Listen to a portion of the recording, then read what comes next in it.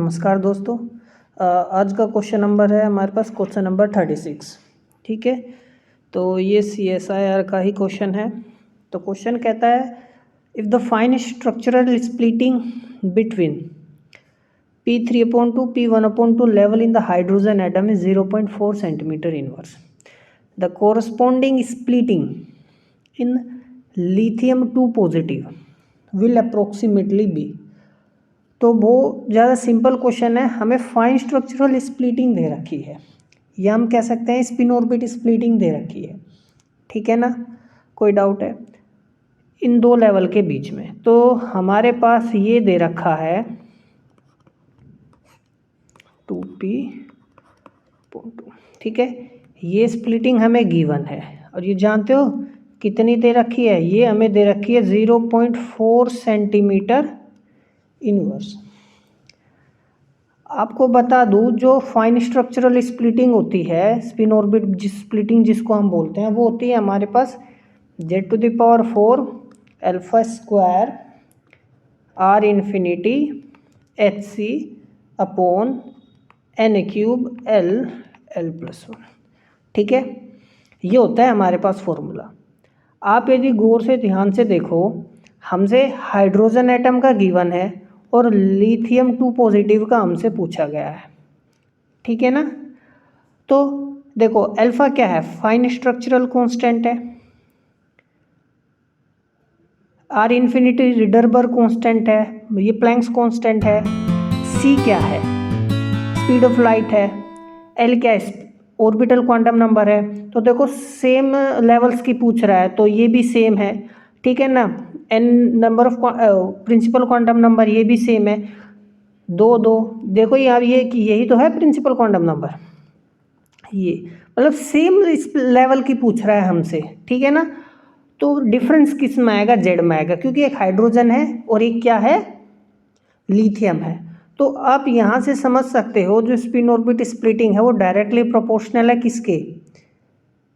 Atomic number के कि to the power 4 के। समझ में आ गई बात? ठीक है, तो हम यहाँ से निकाल सकते हैं, ध्यान से देखना कैसे। यदि मैं ये लिखूँ लिथियम के लिए और ये लिखूँ मैं किसके लिए? हाइड्रोजन के लिए। ये 2 पॉजिटिव है, समझना। ठीक है, तो यहाँ पे लिथियम का केस आएगा, ठीक है ना, पावर में 4, और यहाँ पे किसका? पावर में 4 हाइड्रोजन। समझ में आया? अब लिथियम का एटॉमिक नंबर कितना होता है? 3, तो 3 टू द पावर। हाइड्रोजन का कितना होता है? 1 1 टू द पावर 4। समझ में आ गई बात? तो ये कितना आ गया मेरे पास? 81। कोई डाउट है? अब ध्यान से देखो, यही तो हमसे पूछा गया था, लिथियम का पूछ रहा था 81। अब देखो ये इधर चला गया मल्टीप्लाई में किसका? हाइड्रोजन का। और हाइड्रोजन का तो हमें दे रखा है, हाइड्रोजन का कितना दे रखा? 0.4 सेंटीमीटर इनवर्स दे रखा है। समझ में आ गई बात? ठीक है, तो उसको कैलकुलेट कर लेंगे, कितना आ जाएगा? सिंपल सा कैलकुलेशन है। ठीक है, कोई डाउट है? तो ये हो गया हमारे पास आंसर 32.4। तो यानी ऑप्शन नंबर क्या हो जाएगा? 3rd। ठीक है, अब देखो एक बात मैं आपको बता दूं, ये नोट कर लेना इस चीज़ को। देखो जो स्पिन ऑर्बिट सेपरेशन है वो भी मैंने कितना बताया? Z⁴ alpha square R infinity Hc/n³ L+1। ठीक है ना, कोई डाउट है यहाँ तक? अब इसी चीज़ को यदि आप देखो, मैं यदि किसकी टर्म्स में, टर्म वैल्यू की टर्म्स में लिखूँ, टर्म वैल्यू में क्या होता है? हम एनर्जी को किससे? Hc से डिवाइड करते हैं, तभी तो हमारे पास टर्म वैल्यू है। तो देखो इसमें क्या होगा?